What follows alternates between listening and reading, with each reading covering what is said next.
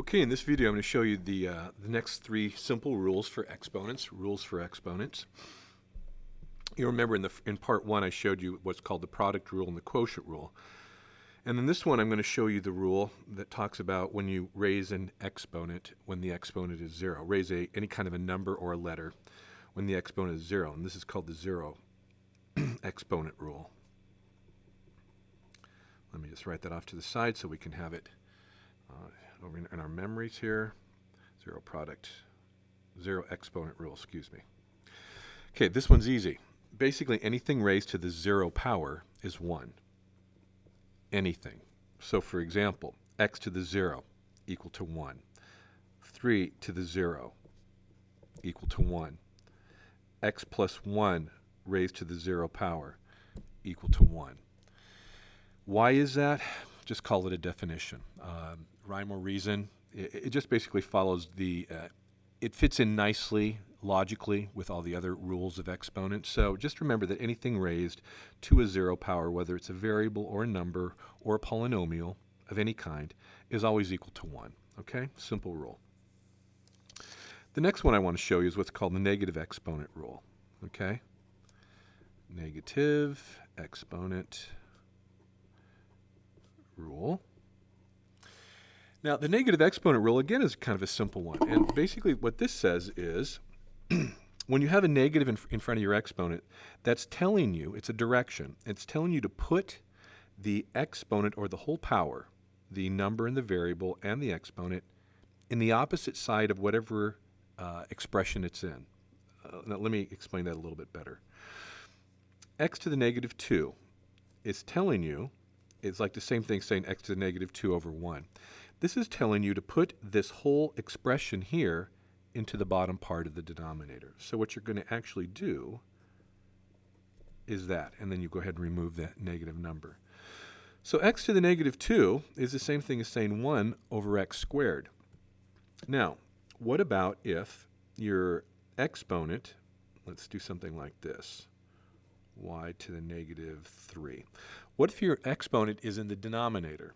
Well, again, following the rule, it says take whatever is the power, the variable and the exponent, and move it to the opposite side of whatever expression it's in. So in this case, you're going to take this and move it up there. Okay? A couple things to remember about the negative exponent rule. Negative exponents are not negative numbers. Okay? So negative exponents are not negative numbers.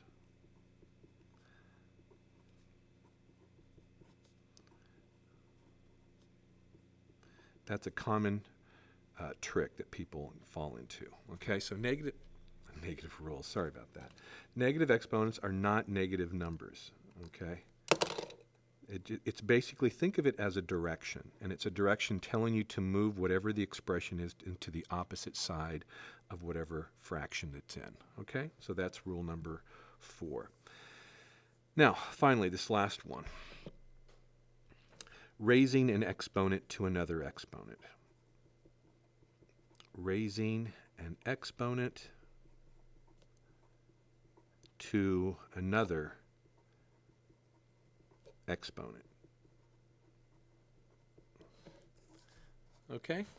So in this case we have x squared raised to the 3rd power. Now the rule is pretty simple. The rule says that when you raise an exponent to another exponent, you simply multiply. So in this case, you're going to get x to the 2 times 3, or x to the 6th. But why is that? Well, think about what this means visually. This cube is saying that you've got 3 sets of this. So it's like saying x squared times x squared times x squared. And remember the product rule in the first video, in the 5 simple rules in part 1? Whenever you have bases that are the same, you add the exponents. So in this case, you'd end up with x to the 6th. So really, this rule is kind of a variation on the product rule. When you raise an exponent to another exponent, multiply. Okay?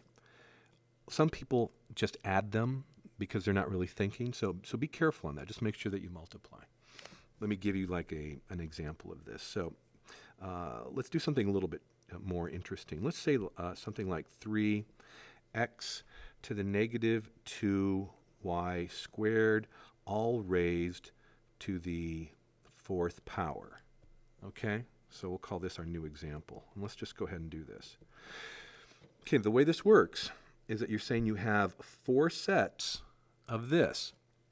But the easier way to do it as raising an exponent to an exponent is just simply multiplying each of the exponents inside. So in this case, I'm going to have 3 to the 1st raised to the 4th, so it's 3 to the 4th power, because 1 times 4 is 4. X to the negative 2 to the 4th power is x to the negative 8th. And you're probably anticipating that negative exponent, right? And there's going to be a second step that you're going to have to do beyond this, but we'll get to that in a second. And then finally, y squared raised to the 4th power is y to the 8th. And again, are you finished? No, you're not. You still need to take care of the negative exponent. And if you want, you can also just express 3 to the 4th power. Now, what is 3 to the 4th power? It's 3 times 3 times 3 times 3, which is just 81. X to the negative 8th says put me in the opposite side of the fraction, so you're going to put it down here and then get rid of the negative. And then y to the 8th stays right where it is. And that would be the answer to that problem. Okay? Now, a lot of times, obviously, these are just the rules themselves. And a lot of times what happens is that you'll get combinations of rules in a particular problem. So that's what you're going to have to kind of keep in mind, all right? That just because you do one of the rules inside the problem doesn't mean that you're finished. You have to pretty much look for any other of the 5 rules that exist and see if you can continue to simplify. All right, good luck to you. I hope this helps.